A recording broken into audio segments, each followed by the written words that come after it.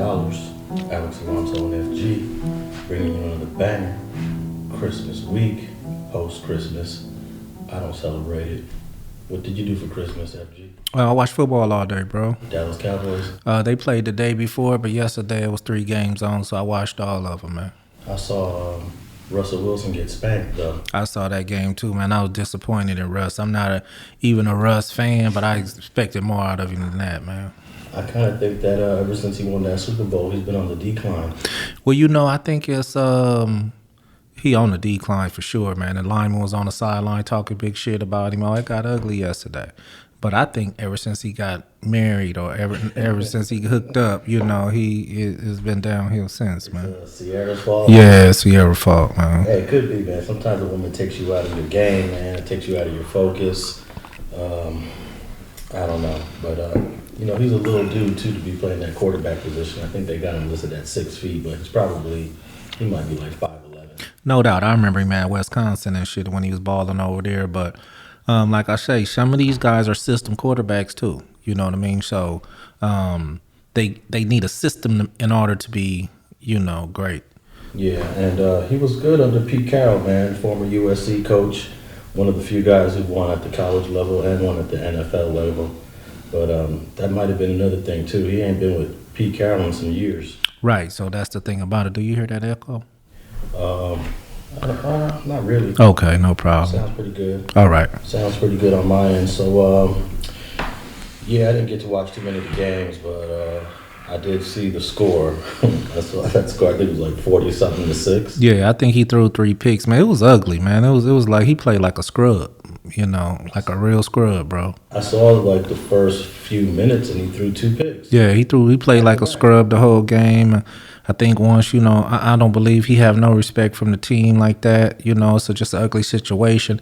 They may be able to go regroup in the off season, but right now it's just not looking too good.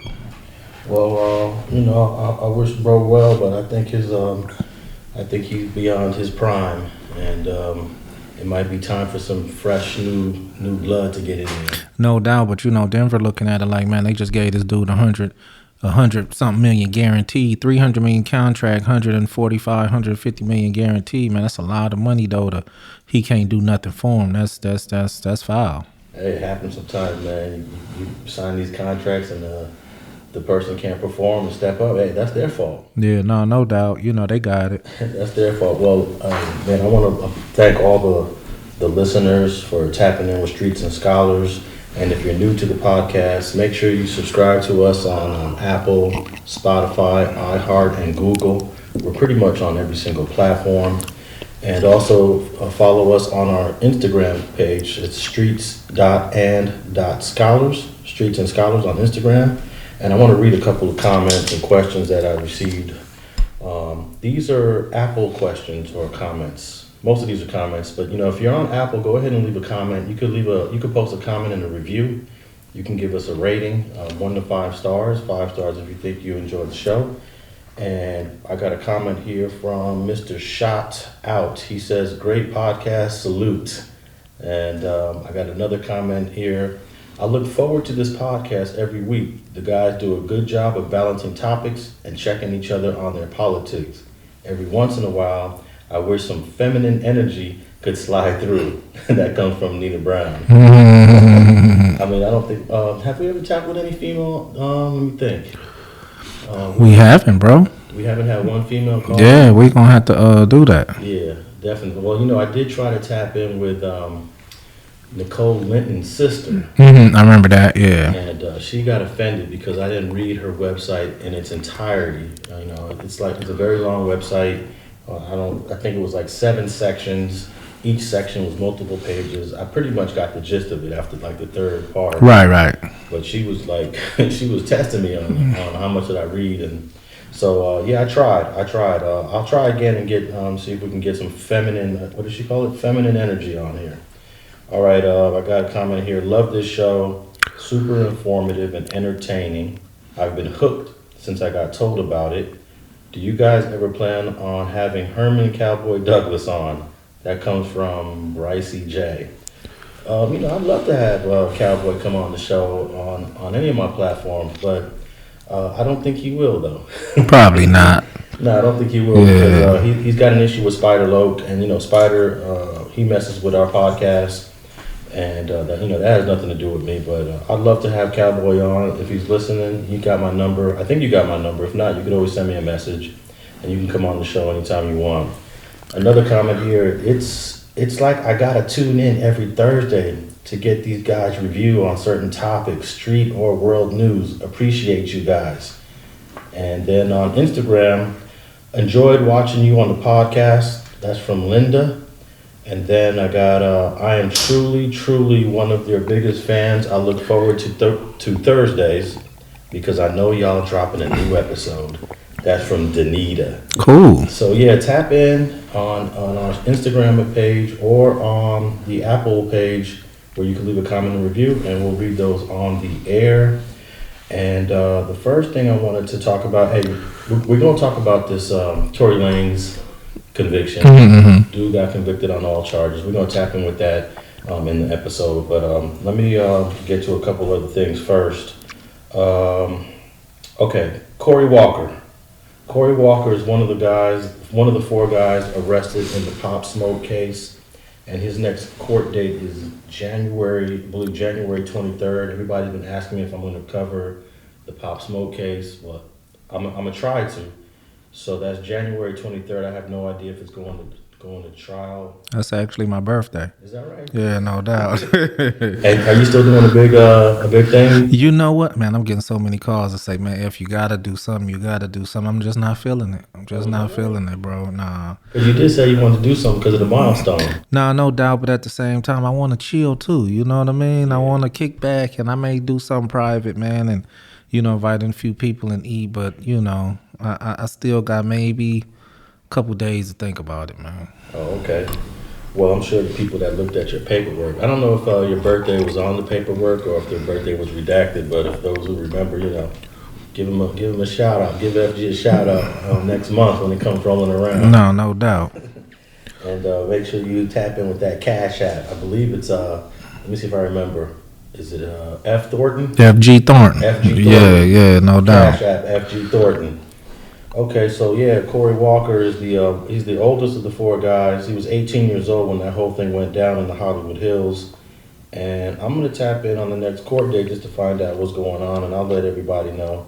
I'll let all the streets and scholars. You guys will be the first to know because I don't really think a whole lot of people are covering it the way they covered Tory Lanez case. Right. I didn't even know. I wasn't even aware that they were still in fighting that case. Yeah, they're still. I thought they had got their time and left already. No. Oh, okay. The problem with this case is that 2 of the defendants are juveniles. Right. And you can't really know who they are. Exactly. They protect their identity. Yeah, I do understand that part. So there's a lot that we don't know because they're minors. I don't know when they're going to court. First of all, I don't know their names. Right. When they put their names in the paperwork, it's always initials. Mm-hmm. They don't spell out their names. So I don't know, but I'm gonna tap in with the 2 adults on this case and find out what's going on and give you guys the updates. Because man, I wasn't really familiar with Pop Smoke, but I went back and listened to him, and I was like, damn, bro was with it. Well, you know what? I had heard some songs that I liked and didn't know it was him.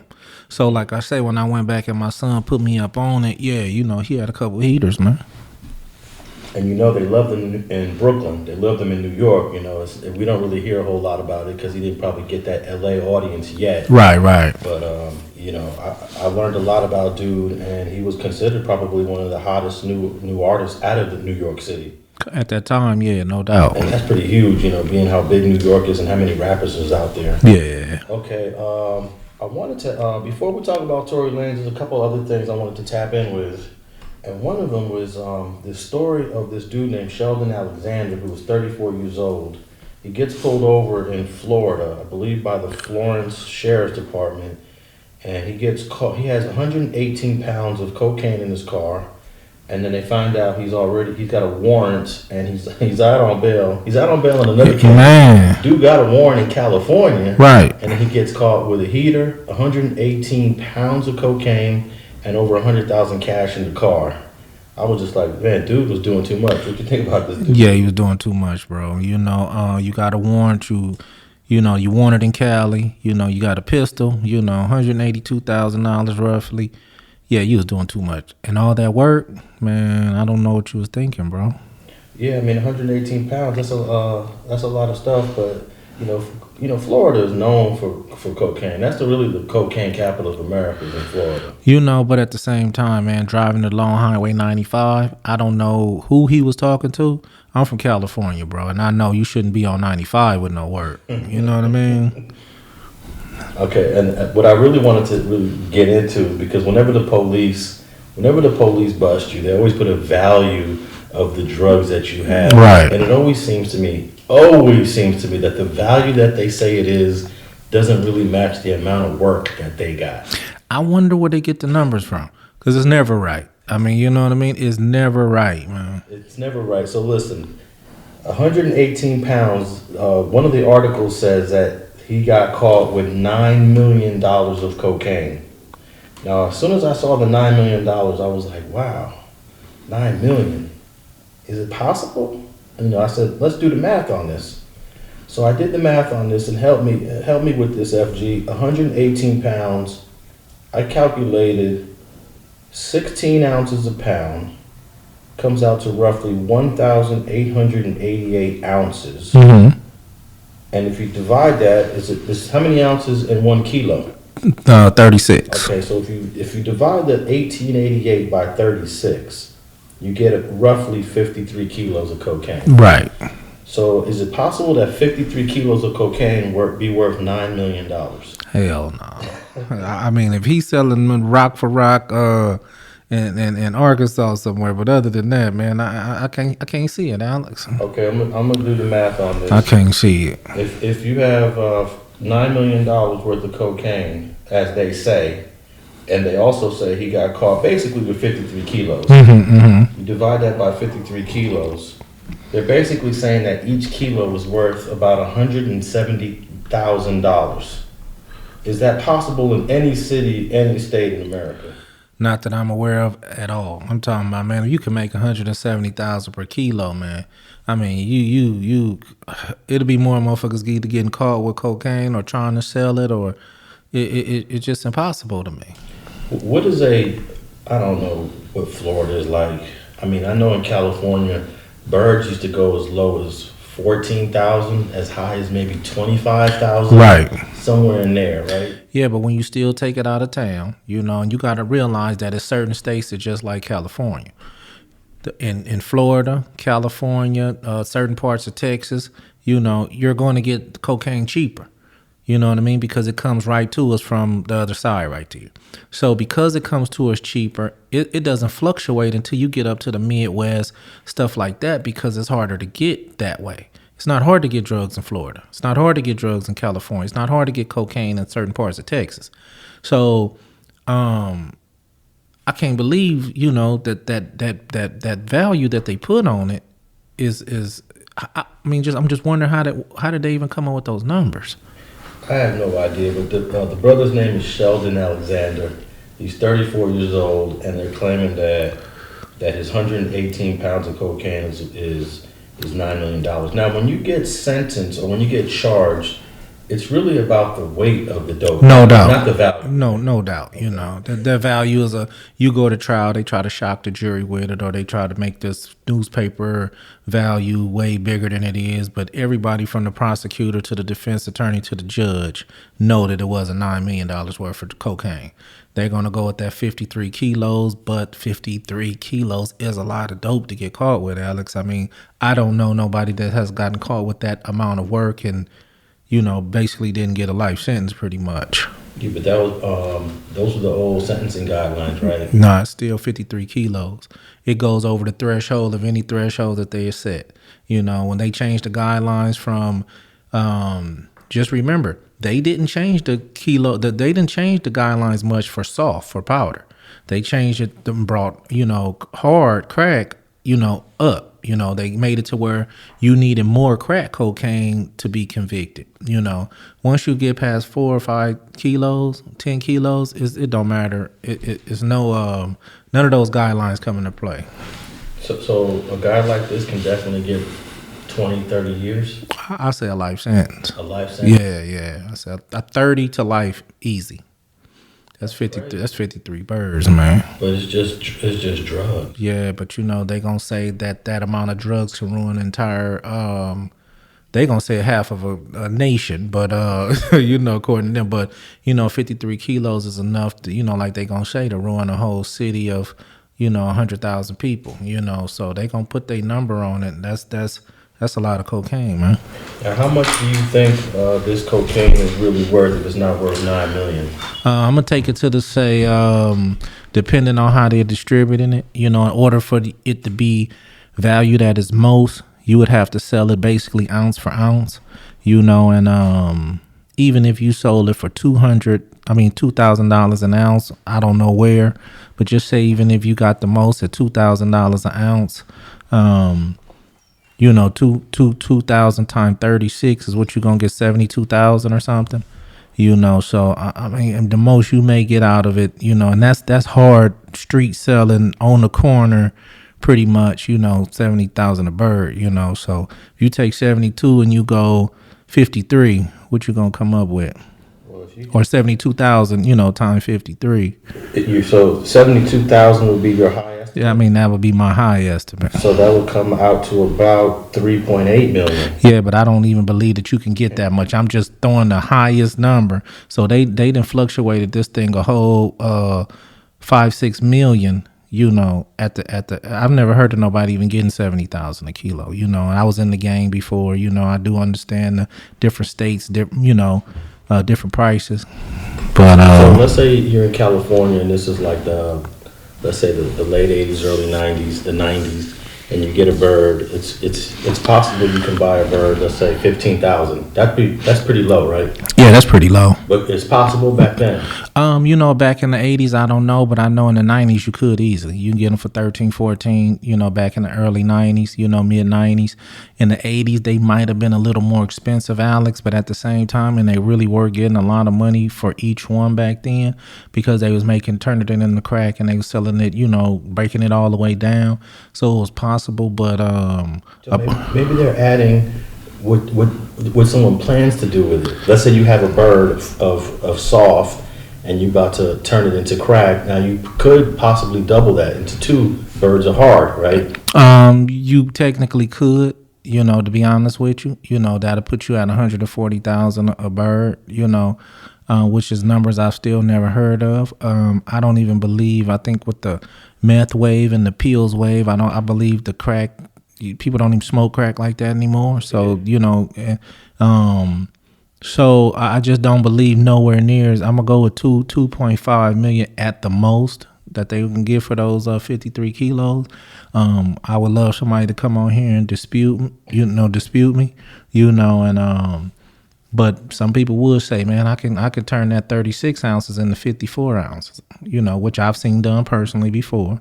You know, it's possible, you know. So if you went 54 kilos, 54 ounces instead of the 36, you know, you may get, you know, 3-4 million, but at the same time, 9, nowhere near it. Okay, so if you go with the 2.5 million, as you just said, I calculated each bird would be 47,000. That's still kind of high, though.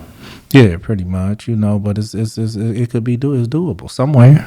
You think 47,000 is a possible price in 2022 per bird? To sell it as that, no, you would have, like I said, you would have to break it all the way down somewhere in like Alaska, or, you know, somewhere where, you know, it's hard to get some work to, you know. Yeah. But to be honest with you, I'm sure somebody can dispute that and say they have before, or it's doable. How long did they take to do for one? See, it's one thing when you say you got one and you did it.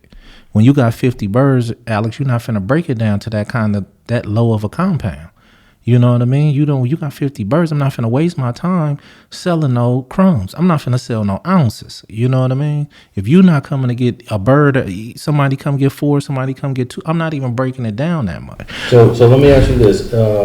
If a guy has 50 birds and he's selling these 50 birds, the lowest quantity he might sell is just 1 bird alone. And that's even low. Yeah. I think a dude with 50 birds, unless he's just, like I say, this dude was on the run.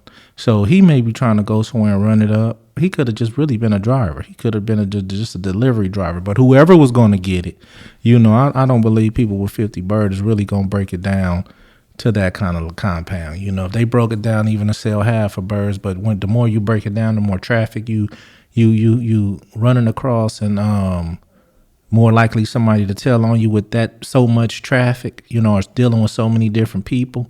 You know, me 50 birds, I'm not gonna sell less than a bird. Now, I put it here 30,000 per bird. If you calculate 30,000, which is probably a more realistic price, then all of these is worth 1.5 million. Mm-hmm. Does that sound like a possible? What's that? Somebody's phone ringing. But does that 30,000 per bird for a total of 1.5 million for the whole 53? Does that sound more reasonable? It does, but you know, when you get to talking about drugs, you know, people could say different things, because they could say, Alex, I could take one bird and get 40,000 off of it. You know, I could break this thing all the way down. May take me a month, may take me a month and a half, but I can do it. And that's the whole thing about it. You're not going to break 50 birds down to do it like that, because if it took you a month to sell it to make 40,000 off of it, what are you going to do with 53? You're not going to drag it out like that. That's not how, you know, it works when you got that amount. You know, you're trying to get this amount, make your profit, you know, and get some more, you know. So, I mean, I could even take you to say somebody say they can get 50,000 for one. Alex, that's still nowhere near 9 million. You know, I mean, I don't even think half.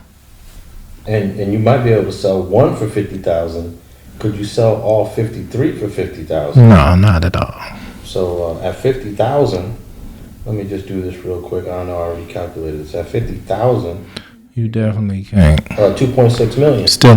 Still not even at 3 million. Yeah. So where the cops, I would like to see they chart, you know, how they calculate these 9 millions, but I really think sometimes that's just for shock and awe to the news or to the, you know, jury per se, you know.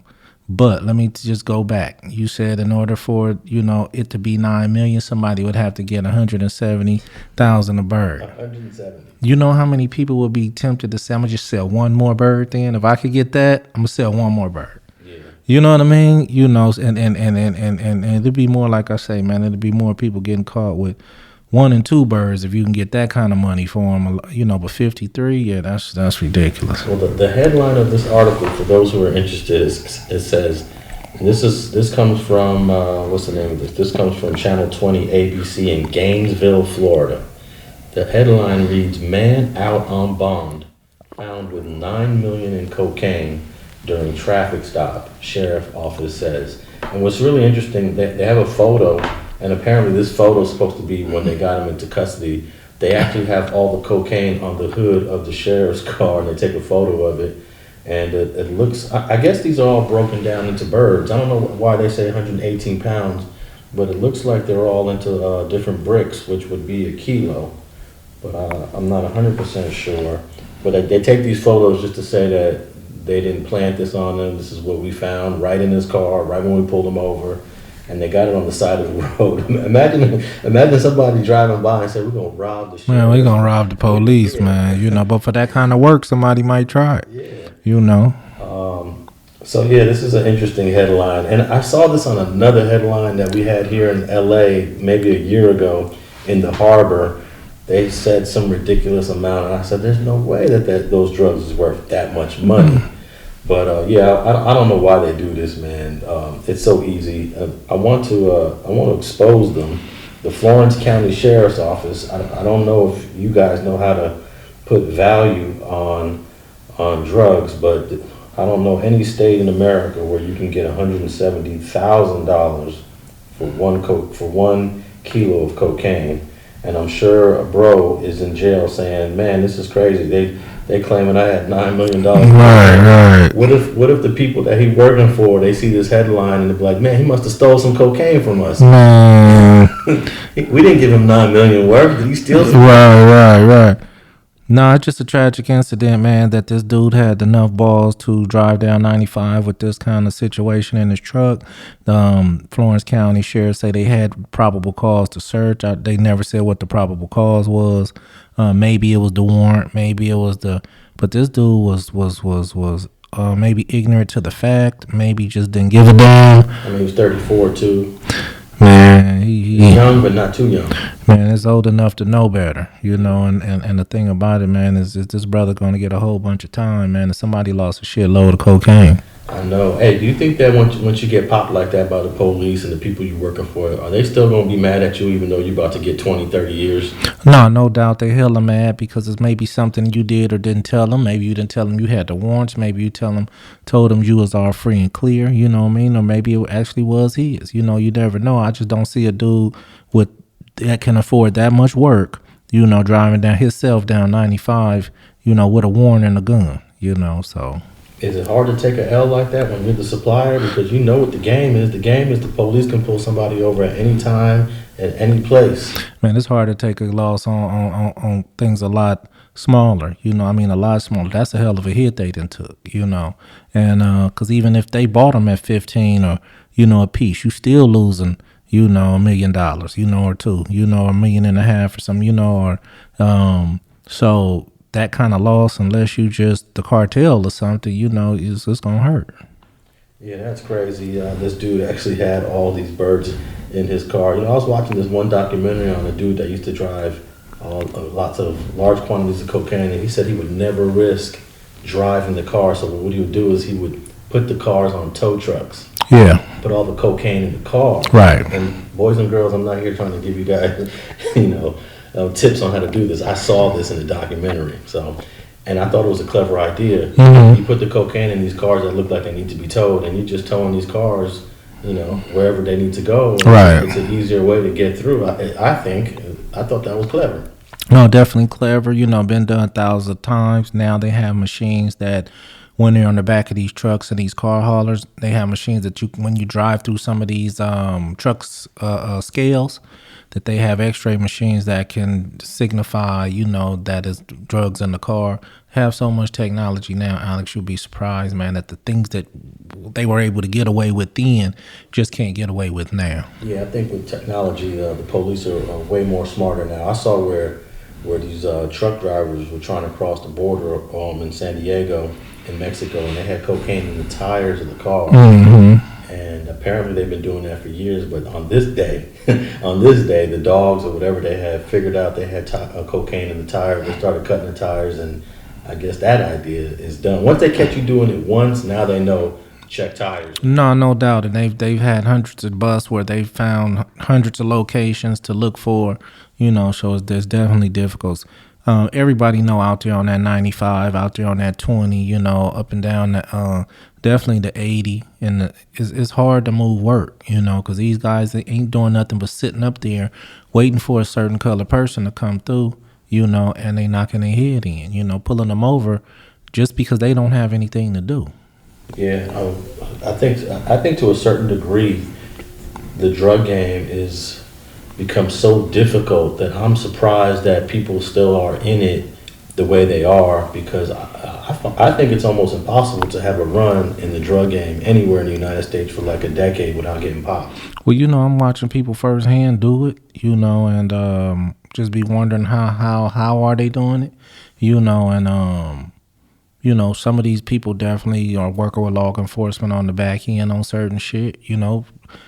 Police will let you sell drugs if you know, working for them on some other things. You know, I know that for sure, you know. Hey, were those cops at Freeway Ricky Ross testified against, I think we talked about it on a previous episode of Streets and Scholars, were they actually part of the drug trafficking, those sheriff deputies? Well, I don't think they were part of the drug trafficking. No, I think they were part of the leave my people alone when they come around to scoop up stuff, you know, and I think some of them was on the payroll type shit, you know what I mean? And once they wanted more and wanted to extort him for a little more, you know, he didn't want to go for it, you know, so. So you need some police support when you're out here selling large quantities of cocaine, it seems. No doubt, but at the end of the day, if you get in the bed with the police, Alex, and you make these guys say they on the payroll or they helping you in any kind of way, they become your co-defendants. Yeah. Now, I'm not mad at you if you got the connections like that.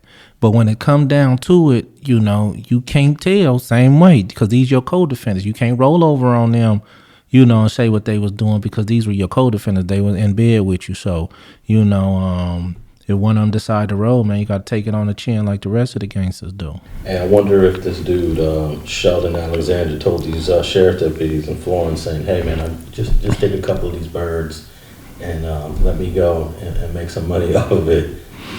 Well, you know what, man? I believe that if you'd ran into one, the right dude, you'll be surprised, man. How you gonna go to the station and report that a deputy took 53 kilos from you? I mean, who's gonna do some shit like that? So I really believe, Alex. I'm almost 100% sure that out on some highway, somebody was pulled over with money, guns, and/or drugs, and he asked him what I forgot what movie that was. We asked him, "You want to go to jail or you want to go home?" You know what I mean? And somebody said, "I want to go home, man." You know what I mean? They took their shit and got on, and never got caught. I mean, that's a great offer from the police. It's a great offer from the police. Yeah, you're gonna win that offer every time. Hey man, gonna take that shit. You know what I mean? But all right, we're gonna. I want to tap in with this other topic that somebody actually sent to me on our Instagram page. It was about the Vallejo Police. And I was shocked to find out that the Vallejo Police have the third highest killing rate of people in the state of California. The third highest killing rate. They kill more people than almost all of the police departments in the state of California, including the Los Angeles Police Department, the Los Angeles Sheriff's Department. And we're talking about per capita, not whole numbers, right? Per capita. And apparently, Vallejo is number 3 on the list, and they've killed quite a lot of people over the years. And I'm just trying to figure out what the heck is happening in Vallejo. I think I've only been there once when I was in San Francisco. I think I went through there once. Are you familiar with Vallejo? I'm familiar with the area through truck driving, Alex. I used to drive through there all the time. I'm also familiar with it because I do definitely know that that's where E40 is from. He reps it all the time. I do know a lot of those Oakland boys that claim Oakland and Richmond. Some of them dudes are actually from Vallejo. For the people who don't know what per capita is, it's basically for every 100,000 per people. So they have a higher rate for every 100,000 people than all these other cities, man. And that's crazy. I would have never guessed Vallejo had that kind of murder rate up there. But then when we looked at this chart in this article, and for those, I'm going to put a link to this article in the show notes of this episode. The article is called "Vallejo Police Have the Highest Rate of Residents Shot Per Capita in Northern California." But when you look at this chart, it made us realize that number 1 is a town here in Southern California. No doubt. San Bernardino Police Department has the highest killing rate of civilians in the entire state of California. Now, what the heck's going on in San Bernardino? I mean, it's a lot of low poverty blacks out there, Alex. Just to be honest with you, I've been there. I'm still there. I work in and out that city all the time. Some of the stations that I went to deliver gas at, man, I damn near broke my heart, man. You know what I mean? Just to see the black people living like how the crack era was back in the 80s, to see the poverty was what it was, and the reason they may not be on the map is because these people don't have people fighting for them because they are low-level poverty-stricken, areas. I can't say Vallejo, but I know for sure San Bernardino, and they getting it in out there. But it's a whole lot of gangbanging going on out there too. Yeah, most of all of LA's hoods, LA's black hoods at least, Crips and Bloods, they're out there in San Bernardino. No doubt, man. And they out there pushing it like it was the 80s, man. And I don't even go there. If I was single and I met a girl, say she lived in San Bernardino, unfortunately, Alex, I'm going to have to say, have a nice day, ma'am. I'll catch you next lifetime. But yeah, I ain't going to Dino, man, to hang out. Well, the killing rate in Vallejo is 13.8 per 100,000, which puts them 3rd on the list. And San Bernardino's killing rate is 18.1 per 100,000 residents. And in the city of Vallejo, I looked up the racial demographics. I was surprised to see that it's like 70% black. Yeah. Vallejo's a very black place. No doubt. And I haven't had a chance to look at San Bernardino, but is it pretty much majority black? Yeah, no doubt. And don't get me wrong, you have some areas in San Bernardino that's okay, that's cool, but they have a large section that's, like I say, poverty stricken, man. It just look like, old era Watts, and then you got my boy and them down there from Murder Town, man, that they down there super banging it out. So, hey, man, I already know that the police is probably having a hard time, getting a hold on it. But I didn't know they was killing like that. But I did know it was an issue down there. Yeah, man. And I wonder if these towns that are majority racial minority are the towns where the police officer fear the people the most. Therefore, they're quick to pull their guns out the most. No doubt. I believe that's exactly what it is, Alex. Because I'm sure there's a lot of these brothers that are unarmed. I don't think that these people are any more dangerous to the police than in all these other cities. It's just that the police probably have a higher level of fear, and then there's a higher rate of, let me pull my guns out on these people because I don't know what they're going to do. Then at the end of the day, they probably don't have no weapons. They're all unarmed. Maybe someone had a gun and was running, but it must have something to do with that. Well, it's definitely going to make me go look at the racial disparity at the San Bernardino Police Department. I do want to go back and look at that now just to see, make sure there ain't a whole bunch of white cops killing a bunch of black folks, So until you just put the spotlight on that, man, I'm going to look a little further into that later on. Yeah, that's another important point that you just brought up. How white are these police departments? How white is the Vallejo Police Department? How white is the San Bernardino Police Department? Because that also has an impact. I'm surprised to see, the LAPD's at the bottom of the list. It's because, LAPD is half white. I mean, the city of LA is half white. The killing rate is 3.8 per 100,000. Actually, Compton is 4.2 for 100,000.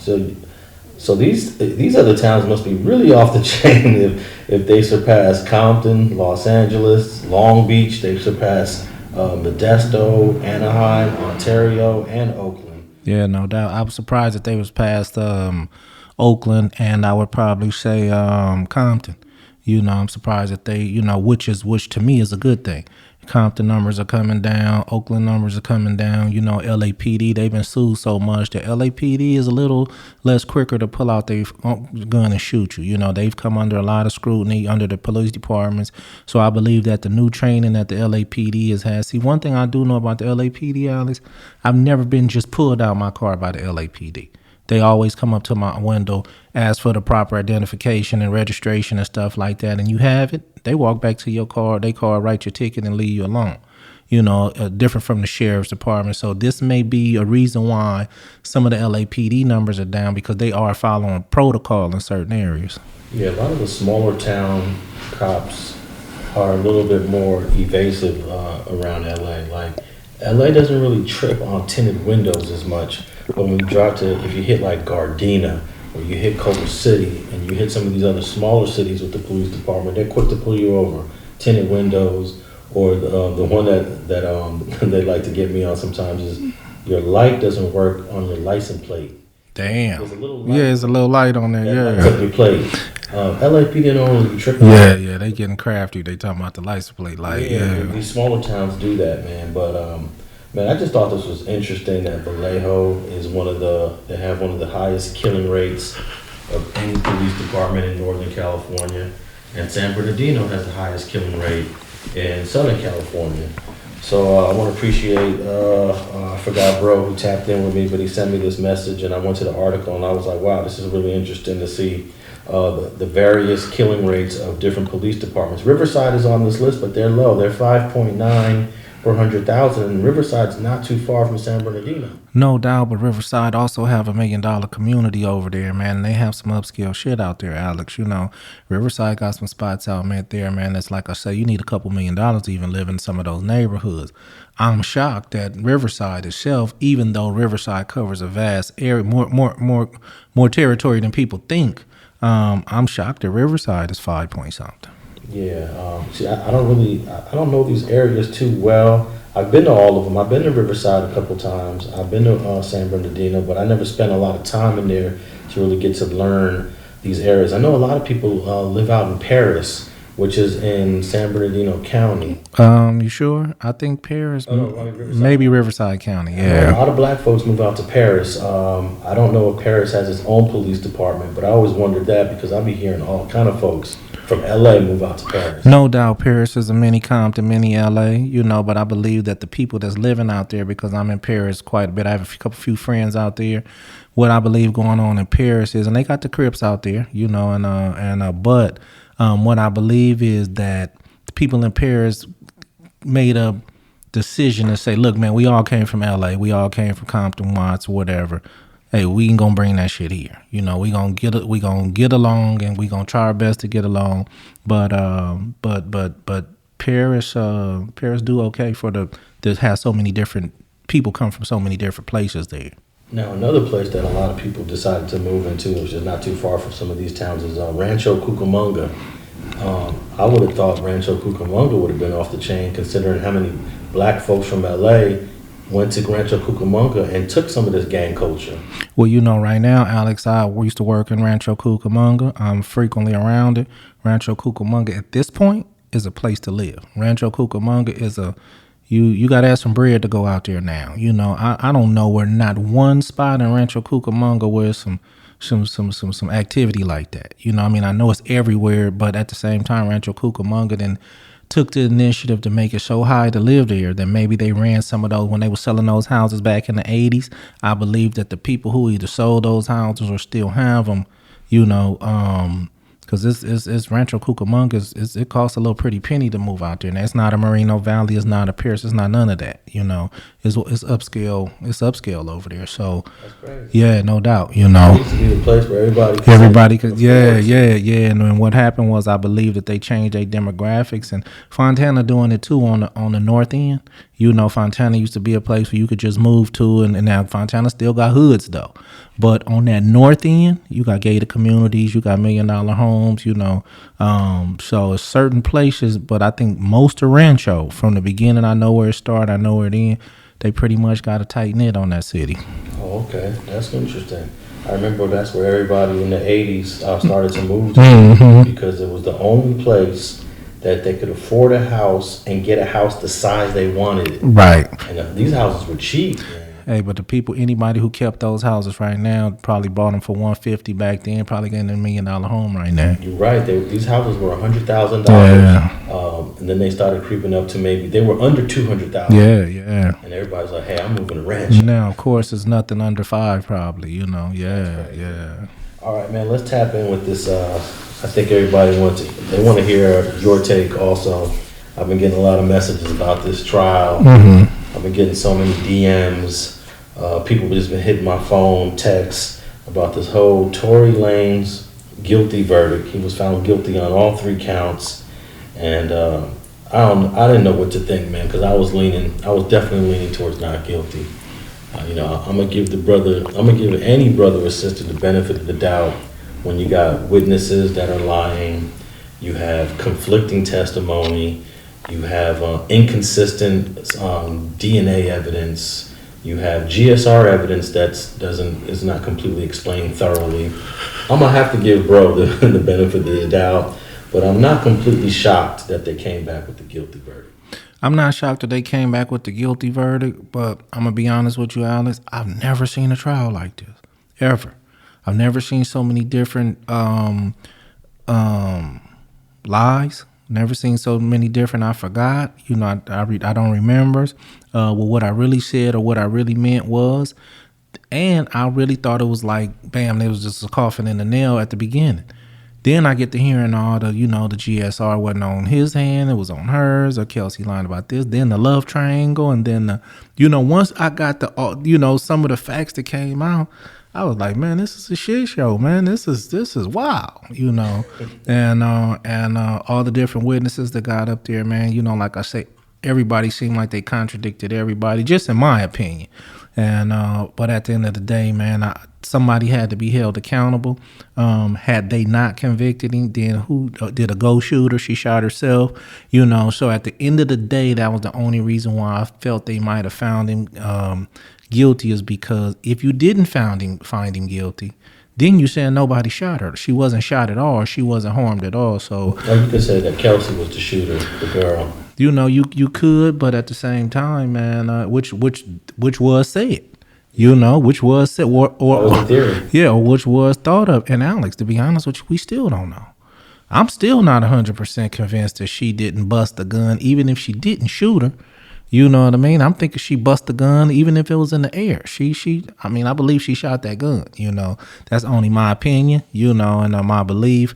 But I do believe, Alex, from the very, very beginning, and I've said this before. I think Tory Lanez from the very, very beginning, I think he handled it wrong from the beginning. So I believe had he handled it in a different situation, this boy might not even been in court, man. Yeah, because he went to the internet and said a few things, and he could have just left it alone. Because initially he was in charge for this shooting, and Megan was pressing any charges.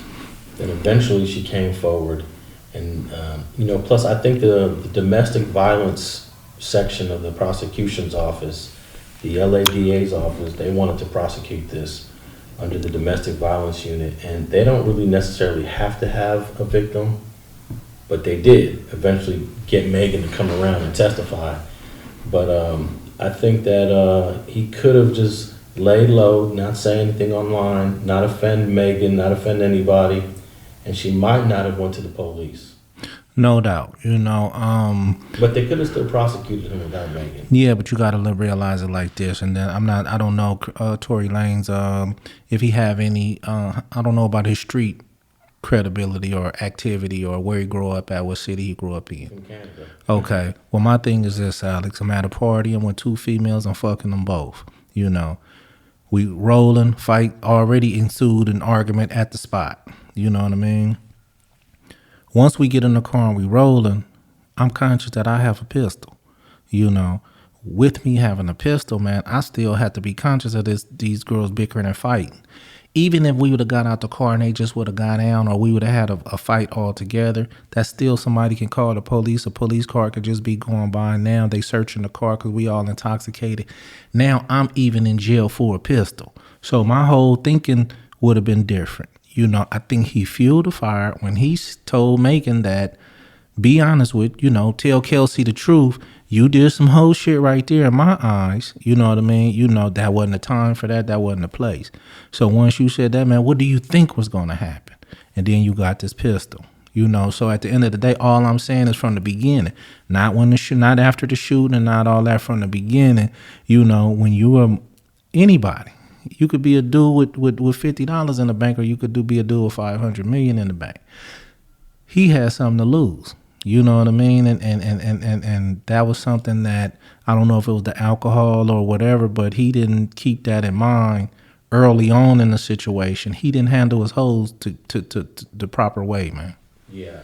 And I'm gonna call them only calling them that because the trial showed that they was getting it in, homie. They was promiscuous. You know what I mean? Well, they testified that that's what Tory actually said to both of them. He told his driver, pull his car over and let these hoes out.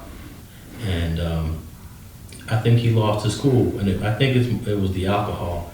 But I think his big mistake was telling Megan, let my driver take you home. I'm staying here with Kylie. He could have just got Kylie's number and said, look, Kylie, I gotta leave. Yeah. We're gonna stay in touch. No doubt. Because we got testimony from EJ, the stylist, that Kylie was feeling Tory. Kylie kept even asking, is Tory coming? Is he coming? So once Tory got there, I guess he felt her energy. They was hitting it off, and Megan didn't like that. So I feel like if I'm Tory, I'm gonna say, look, Kylie, I'm feeling you, but I gotta go right now and take care of these hoes. Right. Or whatever he called them. He Right. called them bitches and hoes. Yeah. And Kylie would have been with it. She would have just said, call me tomorrow or come back later. Right. But he literally told Megan and Kelsey, two women he's having sex with, go home. I'm staying here with Kylie. Yeah. I think that was his first mistake. No, that definitely was. No, definitely was his first mistake. But let me go back and say this though. Megan did leave at first. She didn't want to leave. I know, but she left and she got away. She made up this story, or she wanted to go back and get her glass slipper. Yeah. But this is the thing about it though. She's supposed to be Megan Thee Stallion. Megan Thee Stallion, where your dignity at? Where your pride in that you are who you are, and you supposed to feel like you can have any man that you want. It's all fake. You done said it in the rap song. It's all fake. You know, but I'm just saying, what was your cool to be like, I'm not even finna chase this fool. Like, I'm me. You feel me? It's a form of dignity that I have, Alex, that I don't care what the feeling's feeling. I'm not finna just, hey, man, if they don't want me, I'm not going, man. If I'm not, you know what I mean? So I'm just saying, she was in the car first. She could have just went home and took it on the chin no matter what happened. Argue with him in the morning or whatever, or never mess with him again. But at the same time, emotions, and these are young people, because I believe she in her 20s, 25 or something. These are young people. I expect them to think rationally under, distress, but maybe I'm just expecting too much. Well, that image that you just spoke of Megan Thee Stallion, we now know it's all fake. She was feeling Tory Lanez. She was emotionally connected to him, and she definitely had a level of, love, lust, whatever you want to call for her, that she could not gather herself to just leave. And on top of that, she had a man in her life named Pardee. His name was Pardee. And you're tripping on Tory, and you're having sex with Tory behind your best friend's back. You're supposed to say, "Oh, go ahead, Tory, have a good time." Right. I see you when I see you. Right. I see you when we can make it happen. Exactly. Enjoy your time here. So that means that all of the image that Megan's been putting out there, it's all fake. Nah, it's all fake, and she showed that, made me lose mostly all the respect that I have for her. You know what I mean? I can't say that her music ain't pretty decent, but at the same time, man, she showed a weakness. She showed, mostly what you gonna get out of 25-year-old. Too much emotion. And how old is he? 34? I think he's 30. Oh, okay. He was born in 92, so he's he's 30. Yeah, no doubt. And she caught herself up and got caught up in this situation, and it's basically like it's damn near her fault. But you know what? She what we're talking about right now, she's been publicly denying that she had a problem with Kylie Jenner. She publicly even denied that she was involved with Tory. So this woman will go to great lengths to manipulate the story, to deceive, to change the narrative, to try to maintain this image. And even when she testified, they asked her, "Were you upset?" And she's like, "No, I wasn't upset. I was cool. He can hang with Kylie." But why didn't you leave when EJ said, "Let's go"? Well, EJ had already left. She had all these excuses why she wanted to leave with Tory. Yeah. She had a driver there. EJ was her driver. EJ came to court and said she didn't want to go. She was irritated. She was upset with Tory and Kylie. So he pretty much broke it all down. We had already knew that before he came to court. Mm-hmm. But when he came to court and told that story, we were like, all right, we already knew that. So, I guess, hey, it's possible that Megan fell in love with the dude. Had to, look. but that's the thing about it. You cheating on your man. You cheating behind your homegirl back with this dude. And you making a super scene about it. Like, you didn't have no cool I can't even say you lost your cool. You didn't even have no cool. Damn. You know what I mean? And in a situation like that, man, that it sound all awesome from Tory's end as far as a young man. You know what I mean? I get it, young single dude probably, but man, these hoes got him caught up, bro. Now let me ask you this. Once they all did get in the car, when she went back to get her fake slipper that she mm-hmm. Oh yeah, EJ also testified there was no slipper. Damn. Excuse to go back. But once Tory does get back in the car with them and they drive off and they're arguing and fighting, do the girls that are arguing in the car have a responsibility to everything that happened that night? We don't know who pulled the gun out. Maybe it was Tory, maybe it was Kelsey. But is the argument that Megan Thee Stallion started, she started the argument, is she responsible for any of this that happened to her? To me, honestly, Alex, and I don't have nothing against her. I believe she's responsible for everything that happened to her. Let me tell you why everything. Every single situation from beginning to end started with her. She was irritated with Kylie and Tory. She was irritated with Kelsey. She was irritated with everything about her. She was the irritation. She was the problem all along. She was the one arguing at all times. So she was the one who clearly is was the problem at all times. Sound like Kelsey was keeping her cool. She might have felt some kind of way about Tory talking to Kylie too. She kept it better. But that's my point though. Yeah. She kept it cool. I'm just saying, but she could have felt some kind of way on the inside as well. You know what I mean? So at the end of the day, making at every point, from the beginning to the middle to the end, you was the problem. But let me sit here and say, that don't mean it's cool to shoot nobody just because they lost their cool or their emotions and their feelings. You know what I mean? I'm not saying it was cool to shoot her. You know what I'm saying? Just I believe that she was responsible part of every aspect of the situation that led up to it. Situation wasn't right at all, but she was responsible for every part, I believe, Alex, that happened.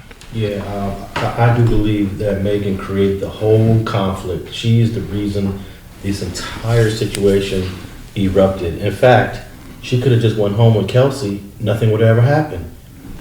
Tory's driver was going to take them home. No doubt. But because she wanted to come back, she goes back in the house, and then an argument happens inside the house to where Kylie Jenner is just kicking them out. Right. Kylie's like, you know what, y'all got to go. Yeah. And all of that was created by Megan. And it's unfortunate that it's all these events that took place, multiple events that took place, which eventually led to the shooting by who knows who. It could have been by Kelsey, could have been by Tory, but at the end of the day, this woman, I don't even know what's the proper word to describe how this woman is. Now, Joe Budden the other day said on his podcast, he does not like Megan Thee Stallion. He thinks she's not a good person. But then he took it back and apologized. But I'll sit here and say, I don't think she's a good person. Well, what Joe Budden also said is he's seen her do some shitty shit to some good people. Yes. He did say that he's seen some things with his own eyes that maybe, the way she made her act with some people who, it could have been somebody as small as somebody who wanted an autograph or somebody who, or somebody who wanted to do a song with her. It could have been a range of things. But I believe at the end of the day, Alex, you got to see more of a glimpse of her sitting up there on the stand. We seeing things that played out. I'm almost certain she won't get invited to none of the reindeer games no time soon. Participate in no parties or nothing like that. But I do have a question for you. The bodyguard, he was on the run for a minute. He finally turned himself in. The trial is over. Do he still get charged with running from to testify? I don't believe so because he was never served with a subpoena.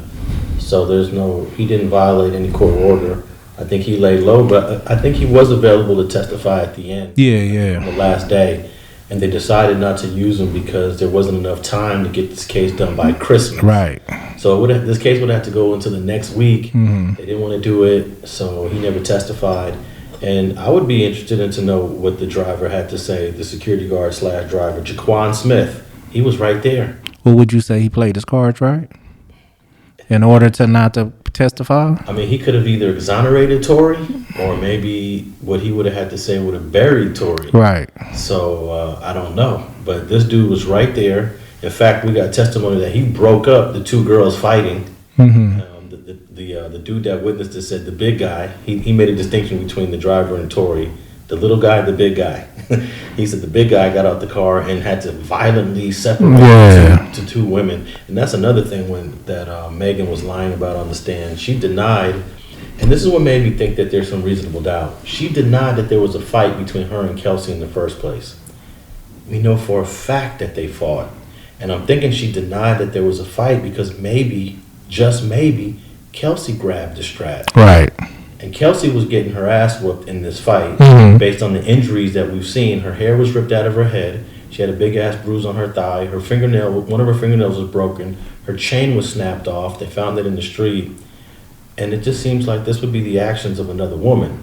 Now, the prosecution wanted us to believe that Tory grabbed Kelsey by the head and pulled her and snatched her hair out, but none of us believe that. Right. They didn't even, in their closing arguments, they didn't even go there anymore. Right. They presented no evidence of that. So I believe they fought, and I believe that might have been the motive of why Kelsey would have wanted to shoot Megan in the first place. No doubt it could have been, but I'm just wondering on his end, the legalities of him running from the, because at the same time, we talk about it all the time. ways to not get up on that stand. Some people say, man, just don't show up, and he displayed that. I'm not saying he was doing no gangster move or no nothing like that, but at the same time, man, he wasn't going to get up on that stand. At the end, because they was harassing his father, they went to his father's house. They went in there with a damn near a SWAT team, searching for him, harassing his parents. That may really be the only reason he turned himself in. But other than that, man, he still got away from the testimony. I'm just wondering what disciplinary action could be handed down upon him just based on that. Well, just like in the Eric Holder trial, Rimpaw actually had a subpoena served on him, and then he got a bench warrant issued for him. Right. Once the trial was over, the judge said, "Hey, I'm about to release this bench warrant and no punishment for Rimpaw not coming to court." But no, I don't think nothing's going to happen to Jaquan. I just wonder, can Jaquan clear his name? Can Jaquan clear Tory Lanez name if in fact Kelsey was the shooter? Jaquan knows everything. Right. He saw everything.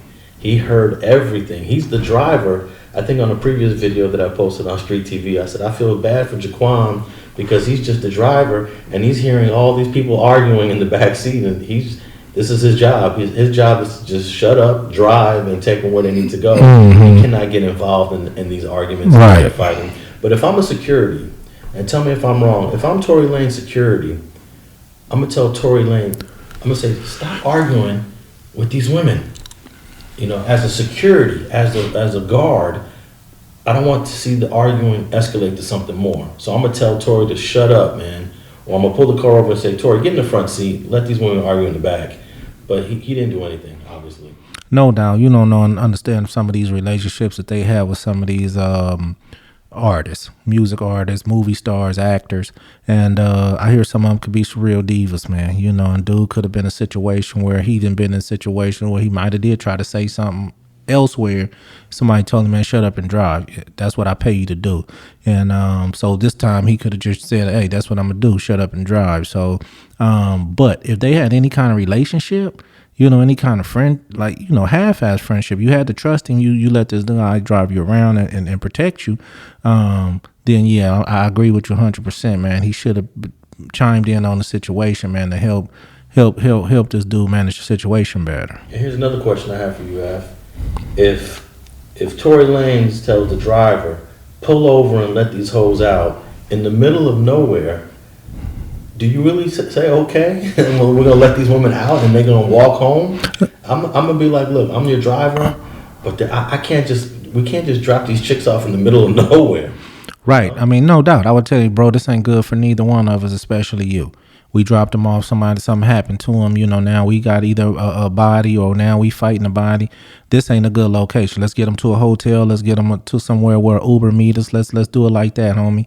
And just try to think of a better solution than to just pull over where they were and pitch dark somewhere, man, and let them out in the kind of neighborhood that you should know that if you hear any kind of ruckus, these people are picking up the phone fast to call the police. These people, you know what I mean? So that's where our homies or friends or people around us, Alex, have to have some, accountability and being our friends. Cause a real friend gonna tell me, no, you wrong, bro. This ain't cool right here, so you're absolutely right. And I believe that Megan's Airbnb was only about maybe 5 minutes away. So the driver could have been like, no, I'm not going to stop the car, Tory. Let's just drop them off. We're only 5 minutes away. Let's just get them there, drop them off at home, and then we'll drive off. But dude actually pulled over and let them girls get out the car, which I thought was a little crazy, man. I mean, I've had arguments with my girl back in the day where you said, pull over, I'm getting out. But, it's just you two, though. You're alone, so you can get out the car and handle yourself. But these are two women that were dressed in bikinis. In fact, I think Megan had on a thong. Where the heck is she gonna go? No doubt. But this is what people that's watching the trial. Young people who's still at these parties. Young people who have a driver. Young people who, other people who have a driver and have, half-ass rich and, pay attention to what went on, bro. every time you get mad, it's still a better way to handle the situation, even while you're mad. And if you can't keep your emotions in check and make a decent decision, then man, you're not fit to be in certain situations. Now let's talk a little bit about the sentencing that he's going to get next month. Count 1, he was convicted of, which is assault with a firearm. The max on that is 4 years. Count 3, negligent discharge of a gun, just shooting the gun. The max on that is 3 years. And then count 2 is the possession of an unregistered gun in a car. And that one ranges because that can go up because of the count 1 and count 3. If it's just a possession by itself, then it's a minor offense. Mm-hmm. But once you're found guilty of count 1, the illegal or the assault with the firearm, then count 2 becomes more serious. And I think that can go up to 10 years. So you're looking at, let's say, a max of 10 on count 2, a max of 4 on count 1. 17 years. That's 17 plus the 2 enhancements. Apparently, if you do the math on this, you add the enhancements, the total comes out to 22 or 23 years. I don't think Bro's going to get anywhere near that. And also, let me just add the minimum. The minimum on count 1 is 6 months. The minimum on count 3 is something like 18 months. I don't know if there's a minimum on count 2 once you're convicted on count 1. So I definitely think he's going to go to state prison, even though there is some minimums that would require county jail time. But I definitely don't think he's going to get 23 years. No, I don't either. He don't deserve 23 years. I mean, don't get me wrong. There was a victim who had bullet fragments in her foot, so technically she was shot. I don't believe they tried to shoot her, but playing or being mad and aggressive and even shooting at the ground in her direction and they hit her, you still shot her. It's hard for me to say because she was struck with fragments. This is California. California typically don't play with shootings, but I still believe that with all the drama that went on behind this case, man, I think he could pull out with 7-8 years. Yeah, I'm hoping he gets something like 5 years or less. And, just call it a day. And he'll file his appeal. I don't think he'll be able to bail out while he's doing his appeal. The judge actually revoked his bail in court because he'd been out on bail this entire time. I think his bail on this case was something like $300,000 or something, I don't remember. But the judge revoked it. So even while he's filing an appeal, it looks like he's going to have to stay in custody. Well, even if he got 5 to 7, would you file an appeal? I would, file an appeal regardless. But maybe it depends. If the judge gives him a sweet deal, then you just ride it out. No doubt. That's what I was saying. I don't think 7's a sweet deal though. When you come with a nickel, man, it's hard to beat that. You know what I mean? It's hard to beat that. That assault with a deadly weapon is, I know dudes is getting stretched out just for that. I think his attorney's going to file an appeal before they even get sentenced. So we don't even know. They don't even know what the sentence is going to be. Right. But and I don't know how this judge sentences. I don't know if he's going to be one of those dudes that's going to run everything, consecutively. You was at CCB? Yeah. How did he appear in his coolness, or just in the overall case itself? No, I think he was a pretty decent judge.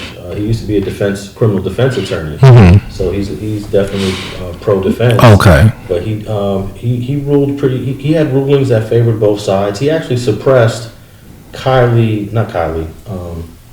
Harris's statement from September of 2022. He said that we're not going to bring that into court initially, but once she got on the stand and lied, and then the defense asked her this one question: did you feel like you were under pressure by the prosecution? And she said yes. Then the prosecution said, we got to play the whole thing now. Right. I think that was a mistake that the defense attorney should have never went there. He should have just accepted her answers and then move on to the next witness. But once they made it seem like she was under pressure. They made it seem like it was coerced, that September statement, the September 22 statement. So then the prosecution said, no, let's play this whole thing and let the jury hear if it was coerced. And you could tell it wasn't coerced. Yeah, yeah. She was there on her free will. She was there with the prosecutors with her husband. She even had 2 attorneys that were present via telephone. With her who? 2 attorneys. Yeah, but you said with her husband? She was there with her husband. She's married? Oh, we just learned it during the trial. Wow. She was married. Well, she's married now. She wasn't married then. Oh, okay, She's married now, and she has a okay. baby with this guy. Okay. And this guy's in the industry too. He's with 1501 and. So just got his business all out on the street. Yeah. But he was actually in court too when she came to testify. He was supporting her. He was holding her hand and all that. But the statement she gave in September of 2022 was clearly she was relaxed. It seemed like she had a lot to say, and it definitely wasn't coerced or done under pressure. And the defense said that the reason why she came forward is because she learned that GSR was on her hand, and they learned that the defense was going to put the gun in her hand, and then she got a little worried, and then she decided she would have never cooperated with Right. It took 2 years before she made a statement. Damn. And it's because the GSR was on her hand, and I think she wanted to tell the prosecution I had nothing to do with it. And it was crazy, man. It was crazy. So they played that, and I think that audio really buried Tory also. She should have never made that statement. That statement buried Tory, but also the neighbor that looked out his window. Right, yeah. He was the worst witness for Tory, and he was the best witness for the prosecution. Damn. So I think that guy, Sean Kelly pretty much buried this case. Yeah, sealed the deal. Huh? Yeah, he sealed the deal for the prosecution, and he was a defense witness. The prosecution was never even going to call that guy. So it was a lot of interesting twists and turns in this case, man. But I wasn't completely surprised that they came back with the guilty verdict. So I know a lot of people are, I don't know, they just really believe. I think you took a side regardless. Right. You were either pro Megan or pro Tory. Right. And it didn't really matter what the outcome of this case was going to be. But yeah, I'm not shocked that they came back with the guilty verdict. I can see it. It's not crazy that they said guilty. Right. And he come back for January 27th for sentencing. I believe it's January 27th. And when do Eric Holder come back for sentencing? He comes back in February. Oh, okay. Yeah, February. He's finally going to be sentenced. Okay. Yeah, the judge just denied the motion for the judge to reconsider those verdicts. Inconsistent verdict they was arguing. It was funny. They read the whole thing, and it only took like a few seconds when the judge said the motion is denied. We waited since July. Right. We waited since July to January. I'm sorry, July to December to get a 5-second response. Motion denied. Right. So Eric Holder get sentenced in February. Tory Lanez gets sentenced in January. And I don't know what's the next case I'm going to check out, but I'm a little burnt out, man, of the courts right now. I was there for 10 days straight, man. No doubt. Hey, look, man, we appreciate you. You know, some of the insight that you gave us, Alex, we couldn't get that from nowhere else. We appreciate you holding it down, man. If anybody who missed any of it, you can go to Street TV, man, and find out Alex putting it down on that case, giving us all the details. He was sitting there in court, so we appreciate it, man. And when I watch these trials, I just always feel blessed that I got my freedom. Like, you know, everybody's complaining of this and that, and you know whatever you're going through in life. I always think of Tory's going to prison. Right. There's always somebody that's got it worse than you do right now, and I know you appreciate your freedom. No doubt, bro. You know what I mean? Every day, man. You know, like I say, man, I get to be out here with these grandkids and doing what I'm doing, man. It's nothing like it. You know, and before, that's why I'm trying to preach, Alex, to some of these younger guys. Before you go get that 18 years, before you go get that 6, 7, 9 years, hey, bro, think of all the fun that you having in your life right now and just continue to do that. Yeah. I mean, yeah, if you just think about what you appreciate right now, you might think twice before you take that penitentiary chance. Man. I know that green earth right now that's going to get me to take no chances. But I think, you know, I know you definitely took some back in the day. I probably took a few chances when I was in my late teens. Yeah, no, I took some hell of a chances that, you know, but at the same time, wouldn't take them now, you know. So that's just what it is, man. I definitely wouldn't be rolling down 95 with 53 kilos. That's for damn sure. But Yeah, I think homeboy should have figured out a different way to do it. Plus, he was on the run. No, he had a warrant, and he was out on bail in another case, Sheldon Alexander. So, all right. Any last thoughts before we wrap up this episode, FG? no, no doubt, man. We pretty much laid it out for today, man. You know, appreciate you bringing those topics to the table today, man, and talking about the responses that the hearers. We got to do that more, bro. Oh yeah, man. We gotta get people to tap in with the Apple. If you're listening to us on Apple, make sure you leave us a comment, question, and a review on there. I get a lot of things on my DM, man. I'm going to start bringing them to the table so some of the listeners can be recognized and maybe have some good points on some of the things. But like, you know me, I'm FG. Reach out, FGeneral1 on Instagram. I still have videos over there at FG Unleashed, man, and that's what's up. Hey, you gonna break down? I think a little bit of the breakdown you had about how Megan and Tory didn't handle this right would be a good video on FG Unleashed. You know what? I may have to go down there and do that because some of these guys probably really need some guidance on how to handle this situation, man. No doubt. And I always preach this, man. I know it's fun to fuck a lot of women, man. But hey, keep in mind there are consequences, and this really just boils down to Tory wanting to fuck Kylie, fucking Kelsey, and Megan. You know, and it created a problem. Nah, no doubt. You know, and I've been in a couple of those problems before, Alex. But hey, trust me, it's not nothing nice. But this caused him to go to prison. You know what I mean? And sometimes it can cause somebody to get hurt, go to prison. It's more harmful than you think. So before you do it, man, just make sure you got all your ducks lined up. For sure. And that's another episode of Streets and Scholars. Make sure you tapping in with FGeneral1 on his Instagram and FG Unleashed on his YouTube, Alex101 on all social media platforms. Also tapping on streetgangs.com where I posted a lot of articles and other videos. And thanks for tapping in on another fire episode of Streets and Scholars.